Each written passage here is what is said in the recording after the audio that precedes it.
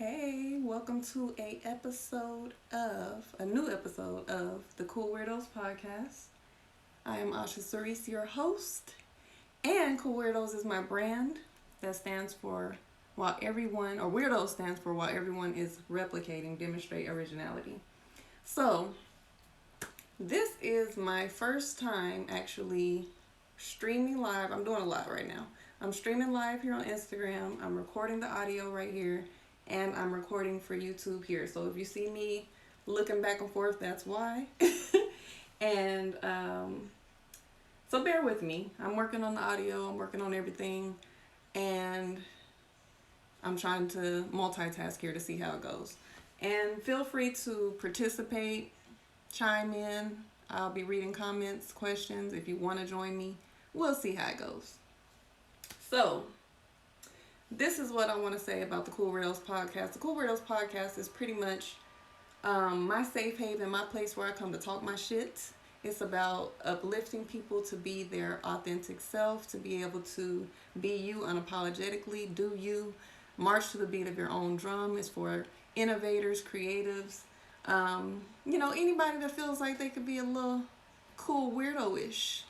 That's me. So if you resonate with that message of being yourself authentically no matter what anyone else thinks, then this podcast is for you. It pretty much, we talk about everything from life experiences, self-discovery, self-love, healing, and even trending topics. And as well, we talk about dating, love life, all of that.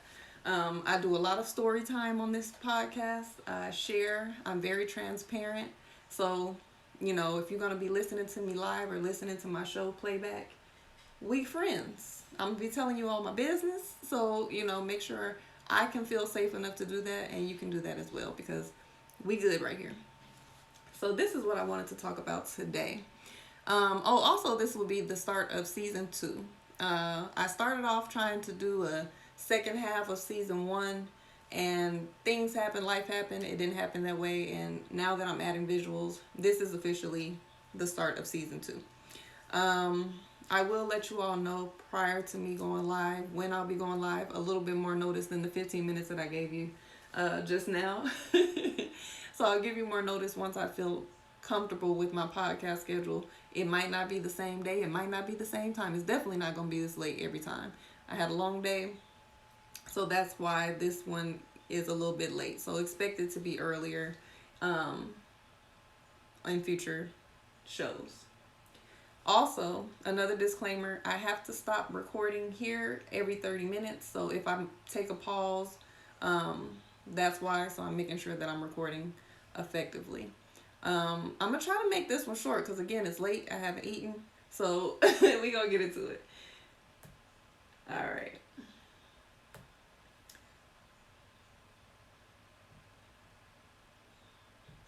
Okay, so I'm a topic hopper, so we're gonna be talking about several different things. I made a reel last week talking about red flags, one specific red flag in particular, and I thought it was interesting that as soon as I posted the reel, red flag started trending. I think that day later on Twitter. I'm not really on Twitter that actively. So I saw it on the Shade Room and on Instagram, the repost, and on Facebook, everybody posted about red flags after I posted about this particular red flag. So that's what we're going to be talking about today. Before we do all of that, I wanted to first talk about overcoming depression and share a little bit about my own personal epiphanies that I have had with dealing with that. I coach people, I talk to people all the time about being positive and, doing all of these things for mindfulness and health and all of the good things that we can do for ourselves to combat depression, anxiety, stress, worry, fear, doubt, all of that. But every now and then life will just whoop your ass, and it's something you're going to have to figure out how to handle at the time. And, you can have all the tools, tips, tricks in the world, but sometimes, life gets to you. So I experienced definitely burnout, which kind of led to depression over the summer. if you look back at my page, you will see that I was very consistent with posting this spring. I think maybe like April, the month of April, I was posting daily. I was going live twice a week. I was putting out content. I was creating. I was tapped all the way into my creative energy. My feminine energy was just flowing because creativity and femininity is, all intertwined.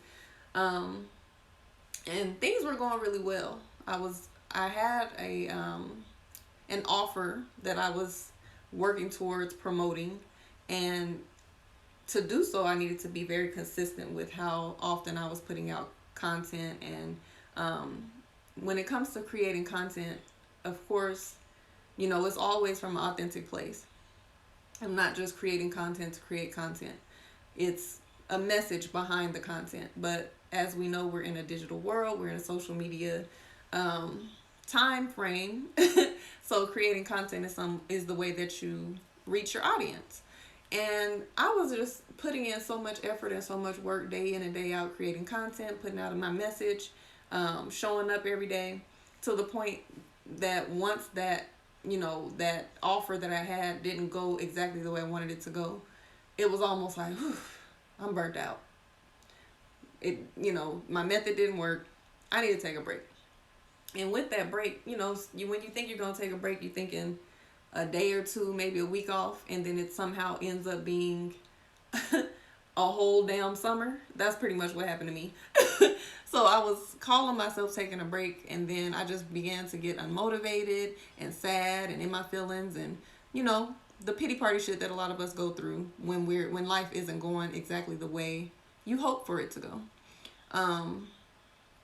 So that spiraled into just being really sad and being depressed and not showing up for myself, for my business, anything. And I had an epiphany last month. I talked about it on TikTok, but I realized that I was in like a state of waiting. And I know a lot of people experience that, where you're literally just convincing yourself that you need to wait for something to happen in order to overcome what it is that you're going through. So it was just like, oh, I don't want to create content when I'm down, because most of the time when I come on here and create content, when I'm sharing a message or dancing or whatever it is that I'm doing, that I'm putting out there, it's all positive energy, and I'm smiling and I'm happy, and it's authentic because that's how I am. I'm not gonna ever put on and try to be performative as far as my mood and my energy. So I convinced myself that I couldn't show up for creating content, or I couldn't share a message while I was in that low vibrational space, because I really don't want to, put that out there. I don't want my negative energy to hop on nobody else. But at the same time, life is life. We are light, we are dark. We have a shadow side. We have feelings. We have things that we go through. And sometimes you just need to show up through that, because you can still inspire somebody through what you're experiencing and how you're overcoming it, how you're coping with it, dealing with it, whatever. So I convinced myself that, when I feel better, when I feel happier, then I'll create content. When I have X, Y, and Z created or done, then I'll show up for this. When I feel better, I'll start to fix myself up. Those type of things. And I had an epiphany like, hold up. First of all, nobody's coming to save you, because I also felt like, well, when this person look out for me on this, that's a whole nother story about, I had some things lined up, a contract that didn't go through. It was just a lot. It was a rough summer. I got sick. It was a lot. But that's another day. But just for one, getting out the mindset of waiting on someone to save me, and also getting out of the mindset that I can't create, or I can't show up, or I can't do these things until I feel better. And then thirdly, get out of the mindset of, waiting to feel better, to look better, or to fix myself up. And I think a lot of us we get stuck in those periods of waiting. And so the epiphany that I had was, I had to remind myself that instead of me waiting to feel better to create content, I had to remind myself that when I create content, when I show up for myself, when I show up for my business, when I'm consistent when I'm putting things out and getting great response back because I'm inspiring or motivating someone or helping someone through their tough time, that does make me feel good.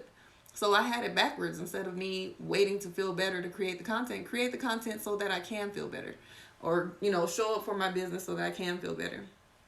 And the reel that I put out yesterday, as far as sometimes in order to feel better, you need to do what you need to do to look better. If you're constantly just wearing, a lot of us are at home most of the time these days. If you always in pajamas, if you're always, you got your hair tied up, you don't look like nothing, your hair is never done, you're not doing anything for yourself, for your physical appearance. Beauty isn't everything, physical appearance isn't everything. But when you take care of yourself and pour that love and self-care into your appearance and your beauty, you feel better. You look good, you feel good. So also, for anyone that's experiencing depression or sadness or not feeling motivated, just try that. Try pouring into yourself as far as how you look, and see if that helps your mentality and your energy and your mood. Because I guarantee you're going to feel better. You're going to want to show up. You're going to want to create some content. You're going to want to be seen. You're going to want to, do something to further those good feelings. And also making the first move towards your goals, like instead of waiting on everything to be in alignment. That's why I did that overcoming imposter syndrome workshop. Sometimes we're just such perfectionists and we want everything to be so perfect before we put things out that it hinders us from doing anything. So make that first move, especially when you're feeling like things are not going exactly the way you feel like they should go in life. And when they're not, you can't see the light at the end of the tunnel, and you're waiting. You're sitting there, you at the end of the tunnel looking down at the long ass tunnel like, damn, I don't see the light. You have to make some steps towards that. You have to show up and make the first move, or make those first couple moves, that just, even if it's just one single step towards whatever it is that you desire, in order for things to start moving in your life, start working. And you'll see, once you get up and start making those moves and stop waiting for somebody, stop waiting to feel better, stop waiting for anything, things are going to start unfolding into the right direction. So that's my little spiel and motivation for the day. I wanted to pull a self-love card. I have a deck. I have to try to find the name of the company that I ordered this from. Oh, it's called We're Not Really Strangers. So I wanted to start incorporating, asking some questions, some prompts, and I'll answer them too. I'm gonna shuffle this up. I'm not good at shuffling, y'all. Let's see. What am I proudest of myself for recently, even if no one else has let me know? I'm going to choose another one because I did a show with my mother a few months ago and she pulled that card. So I want to do something new. That's something about writing. Okay. What boundary would benefit me the most to set with myself? And why haven't I set it yet? What boundary would benefit me the most to set with myself? And why haven't I set it yet? Well, it goes back to what I was just talking about, that being stuck. So the boundary that I would have to set for myself is to not sit in that feeling too long, in that state of waiting. It happens, everybody has those feelings of feeling stuck sometimes. But just to not stay there. And I would say I've set the boundary, but I haven't been necessarily upholding my end of it all the time. I've gotten a lot better, but I can do better with consistency and just getting shit done. Not being in that state of waiting. Allowing fear or sadness or circumstances to interfere with what it is that I need to handle in my life to make my dreams come true. So think about that question for yourself. If you have a journal or notebook or anything like that, write it down and think about that and answer it yourself. So back to what I was saying was the main topic of the podcast tonight. Red flags. I'm not even going to get into all of them because we can be here all night talking about red flags. But the specific red flag that I talked about in the reel that I did last week was about when you meet someone and they have so much terrible, horrible, bad things to say about their ex, but they don't say anything that they may have contributed to the downfall of the relationship. To me, that's a red flag. And I will first have to put myself on blast because that used to be me. I used to, if someone asked me if I was on a date or getting to know a new person and they asked me, why did your past relationship, why didn't that relationship work out? And I would be like, oh, because X, Y, Z happened. He didn't do this. He was this. This happened. And I decided to leave. And so in saying all of that, I was doing a lot of this. He did this. He did this. He did that. And as you can see, there's 3 fingers pointing back at me.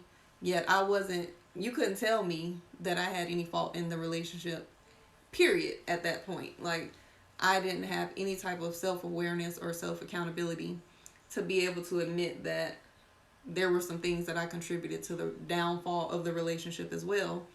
And one of the things I want to say about that being a red flag when it comes to getting to know people is trying to find that balance between oversharing and being an open book. I ain't gonna say I've always, because I don't want to speak that into my future. But in the past, I have struggled with oversharing. And because I've always felt like, I'm an open book. I don't have anything to hide. If you want to know something, I'll let you know. And a lot of people would warn me, like, you can't tell people too much. You can't share everything with a man because they'll use it against you. They'll throw it back up in your face. They'll do X, Y, and Z. And I even experienced that happening. And I still felt like, well, no, I'm still be an open book if I feel like I want to say something. I don't have anything to hide. If that person, does something like throw it back up in my face or use it against me in the future, that's a reflection of their character that doesn't have anything to do with me. And I still feel that way. But I had to learn that everybody is not privy to all your information. Everybody don't need to know your business. And everyone does not deserve to know your story. And just taking a little bit of time to kind of get to know people, read the room, and understand, if you have developed enough trust with this person to be able to openly share personal things or personal experiences that you have had and feel safe enough to know that you can be vulnerable. This thing is tickling me. That you can be vulnerable and, it's not going to come back and bite you in the butt. So I had to learn the balance in that. And I'm not saying, I'm going to make sure this recording doesn't mess up. I'm not saying that you have to tiptoe around what you share, but utilize your discernment. Who are you talking to? Is there a need to know basis? Which brings me back to the red flag thing. I feel like when you're getting to know someone, sometimes it's just better to leave personal details out of that answer early on in the getting to know each other stage. When somebody says, why didn't your past relationship work? I used to not agree with this, but I kind of have gotten to the point where the answer is most likely going to be, we grew apart, we had some differences that we couldn't overcome, something general. In the future, if you feel like you need to detail certain information, or if you need to share something that you actually contributed, that you've grown from or learned from since then, I feel like that's more appropriate. Story time. I matched with somebody a few months ago, and this person was telling me a lot of information that I just felt like I did not need to know so early on. If we're getting to know each other, and in our first couple of conversations, you're constantly downing your ex-wife. Oh, she was this, she was that. And he let it be known that he had a very high sex drive and that he liked to do certain things, go to swingers clubs and watch a lot of porn, and no judgment. I'm all for people being sexually free, sexually liberated, comfortable and confident in within your sexuality. And I don't want anybody to feel like they can't express or share what level of freakiness they on or whatever. If you feel like you want to share, I did feel like it was too soon to be talking so much about sexual things, and I let him know that, like, we are just now getting to know each other. I don't want you to feel uncomfortable sharing, but what else can we talk about something else, basically. And that wasn't even the red flag for real, because he did adjust after I said let's talk about other things. It was my ex-wife, she couldn't keep up with me, and she didn't do this, and she only believed in sex to procreate, and she was very religious, and she this and she that and she this. And I'm thinking, why is he telling me that? Why does he feel like I need to know all of these things about this ex-wife? So those began to be red flags for me. The red flags started, or the light bulb was going on off in my head, like, if you're dissing your ex-wife and the mother of your child this hard for someone you don't even know, what you gonna say about me if there's something that you don't like about me, or something that doesn't sit well with you? And so I asked him, because I wanted to see, would he take any accountability for his part, even just that part. I'm like, well, if you knew that your sex drive was so high and your ex-wife had these beliefs, why did you decide to marry her? And he's like, oh, because she was just a good woman and this and that. So I just felt like, why wouldn't you find someone that's more sexually compatible with you? I understand sex is not everything, but sex is important. And if sex is extremely important to you, then it doesn't make much sense to get with someone that only wants to have sex to create children. And then I asked him, what other things may have contributed. Or I asked him what his toxic traits were. And the things that he was saying was just reverting back to blaming the ex-wife. Even talking about the issues that they had with their co-parenting. And I'm thinking, are you trying to get to know me? Or are you trying to work towards us talking? Because it's giving red flags. So I wanted to get people's opinion on oversharing while dating. And if you meet someone that's constantly blaming their ex for everything but can't name one thing that they may have done wrong in a relationship, does that send signals off to you? Or am I tripping? Am I too selective about it? Because to me, that's a red flag, and it becomes a deal breaker, because it shows me personally that you're not self-aware, and that you might still have some lingering feelings for this person because you're still harping over it on a new date with a new person. Why are we talking about what your ex did and didn't do when we're literally just getting to know each other? So that's what I wanted to say about that. I feel like accountability is very important. I know that a lot of people talk about accountability with women and feeling like women aren't taking accountability. And that was another thing. The song choice that I used in the reel was Usher, She Ain't Tell You.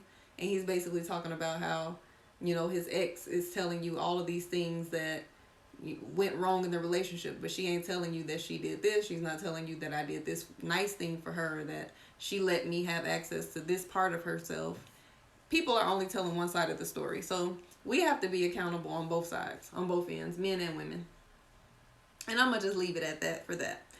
Another thing that I wanted to talk about today, and I was talking to my homeboy about this earlier, and I've been talking about it actually for the past few weeks, is rejection. And rejection is not fun to deal with for men or women. And, some women don't handle rejection well, just like some men don't handle rejection well. But I want to talk about the perspective of a woman dealing with men who can't handle rejection and how those experiences can be. And I know that, some men it's nothing for them, if you don't want to be with them or if you're not interested in them, they say, cool, fine, nice to meet you, have a good evening, whatever, they go on about their way. But there's levels to how people are reacting these days, and it's been going on. You know, sometimes you might reject someone and they may cuss your ass out, tell you, well, you ain't shit anyway, you ain't all that anyway, whatever. Somebody, you might reject someone or say no thank you, or that you're not interested, and then all of a sudden they start acting like a predator. They might start stalking you, whether that's in person or cyber stalking, harassing you constantly, sending you messages and all of these things, and they're not able to cut that off, that, and realize this, you know, I'm not interested. Or they constantly, if you did happen to give the number and you changed your mind, constantly calling, doing things like that. And then we go to the level of someone may even become violent, get into a rage, going off, spitting, hitting, and unfortunately, people are losing their lives because some men can't handle being rejected. I have a loved one that lost her life because she was not interested in someone. There was no history there. There was no, nothing other than an exchange in broad daylight where she said she wasn't interested, and then within a few minutes, her life was taken. So this is something that really goes on. You know, we're seeing a lot of people come forward with their experiences with this when it comes to men not being able to handle rejection and the things that they're doing in response to that. So as I was talking to my friend earlier, he was talking about a lot of men will seek revenge. And not in a way, it might be in a way where they level up or, get themselves together in a different way and come circle back around to that woman and try to get her and see if she's interested then. And then if she does show interest at that point, then he will seek his revenge at that moment. Not at that moment, but in that opportunity to get back because of what she did in the past.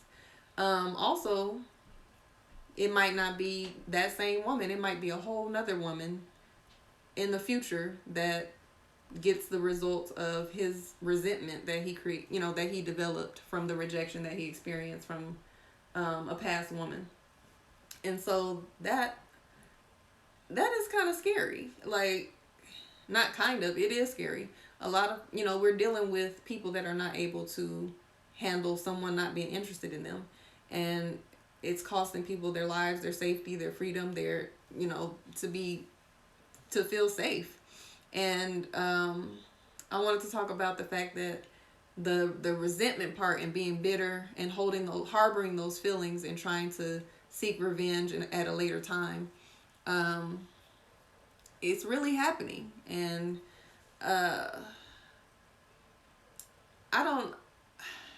I just say you have to utilize your discernment. And again, this happens to men and women, but I'm speaking from a perspective of women experiencing this with men. A lot of people are feeling so entitled to your time, your energy, your experience. No one is entitled to anyone. So I think when it comes to not accepting rejection, if you're feeling like you're entitled to get that woman's number, or you're entitled to have her time, or you're entitled to a date, or you're entitled to a relationship with her, it all is circling back to, being controlling and wanting to control other people. If you want to, we can't control anyone but ourselves. So you can only show up as your best self, offer yourself to someone, ask them out, show interest, but you can't control whether or not they accept that. And it is what it is. It's unfortunate that we all can't get who we want. Women get rejected too. So I think that that's something that triggers a lot of people's insecurities when it comes to putting yourself out there and then being rejected.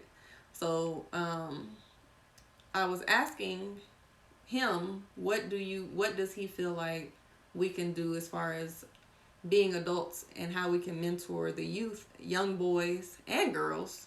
But it seems like this happens to be an issue more so with boys and men, as far as how we can teach them how to better accept and handle rejection. Because we have to understand that you're not going to always get what you want. You're not going to always get who you want. Everybody that you like may not like you. And that's something that we all have to deal with at some point in our lives. So I was asking, what do you think would be a good way to make sure that young boys know how to healthily handle rejection? And I was saying, do you think it's sports? Because, in sports, you don't win all the games. You have to learn sportsmanship. You have to learn that, you may not come in first place every time. And I put out a couple of different ideas. And if you all have any ideas, you can share it. But what I felt it boils down to is instilling self-love, a sense of self-worth, and building their confidence. Because if you teach a young boy that if someone that you like doesn't like you, or if someone that you have interest in rejects you, it's not a reflection of your value. It's not a reflection of your worth. That doesn't mean that, you're not good enough. That doesn't mean that you can't meet someone else and have different results. So that doesn't mean anything. That doesn't take away your value. I think that's important to know, because a lot of people base their value on who they can get, who they can conquer, who they can pull into a relationship. And that's not how that goes. You're still who you are. You are enough. You are worthy. You are deserving of the love that you desire. It may just not be with that person. And we have to be able to realize that everybody ain't, everything ain't for everybody. And I think if we, really pour into the young boys, I've been doing my workshops and summer camps and stuff for boys and girls since 2012, but I decided to work closer with girls over the past couple of years. But I feel like I want to get back into working with boys again, because just to let them know that they are enough, and they don't have to feel a type of way if a girl that they like, or if a young lady rejects them. It is what it is. You need different tools to be able to move forward from that and not become resentful.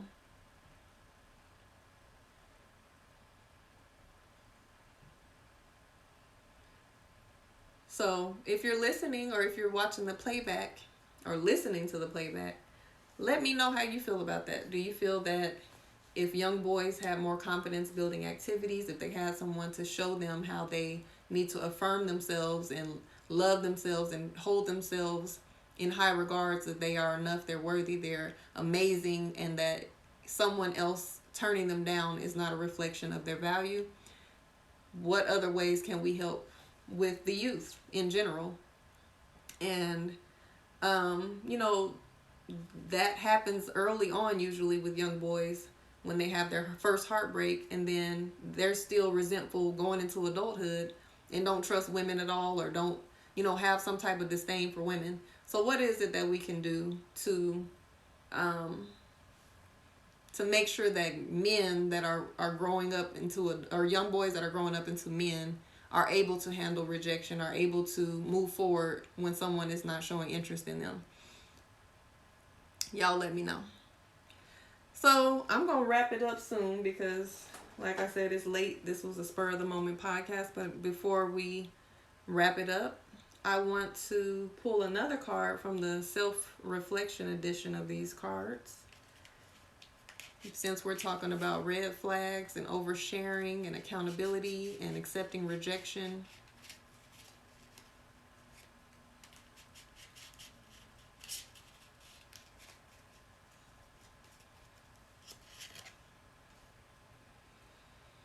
Let's see, what's something mean that was said to me in my childhood that I carry to this day? What would I say to my younger self? Isn't that perfect? As we're talking about how we can instill love, self-love, confidence, and worthiness into our youth. What's something mean that was said to me in my childhood that I carry to this day? What would I say to my younger self now? So if you're listening, write it down, think about the answer, come up with your answer. Something that was said mean to me in childhood. I think I was called lazy in childhood before, and that kind of became like a trigger for me getting as I got older. And you know, as I started this conversation talking about depression and all of those things, and I feel like, especially with young black kids, those type of things get overlooked when it comes to if you're sad and unmotivated, or in your room a lot, and other things are going on that contribute to laziness. And so if a parent decides to call you that, they're just thinking that you just don't want to do something, or you just, you know, you just basically you feel like, as a child, when you hear that, it kind of affects your self-esteem to be called lazy, especially when you know that you want to do better but you're just not feeling up to it. So I feel like that's something that I carried in my adulthood.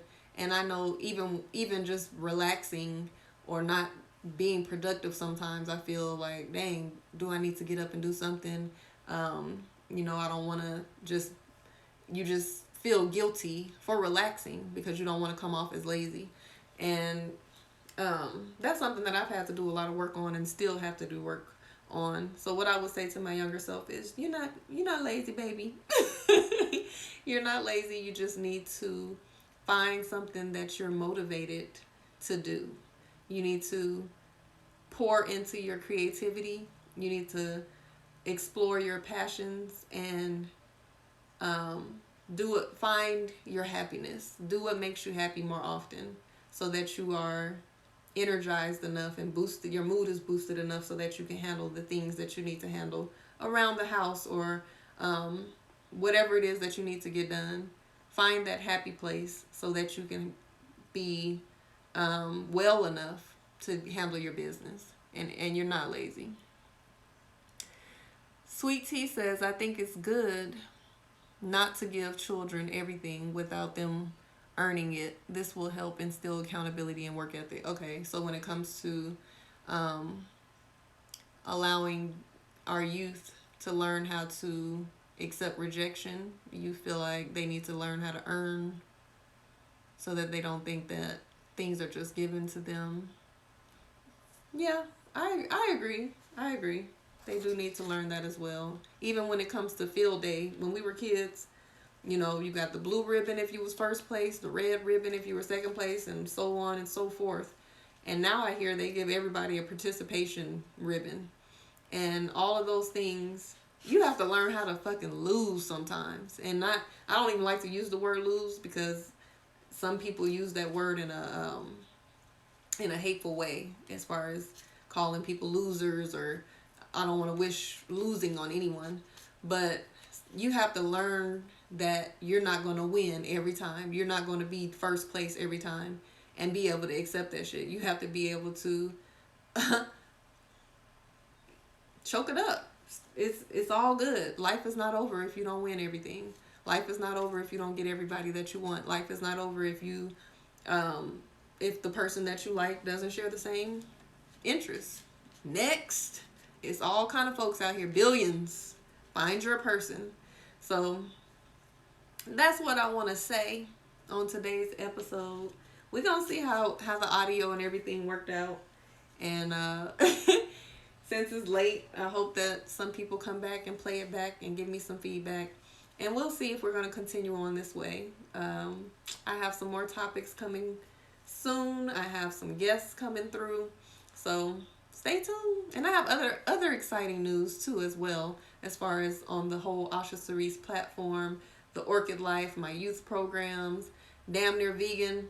I'm going to start sharing more of my recipes and my vegan lifestyle with y'all. I got a lot of things going on. I'm always, doing a lot, as people say. Focus on one thing. Ain't no one thing for me. I'm doing what I do. So thank you all for tuning in. This has been another episode of the Cool Weirdos podcast. Make sure you follow the Cool Weirdos page to keep up with all the exciting new updates. And I'm going to talk to you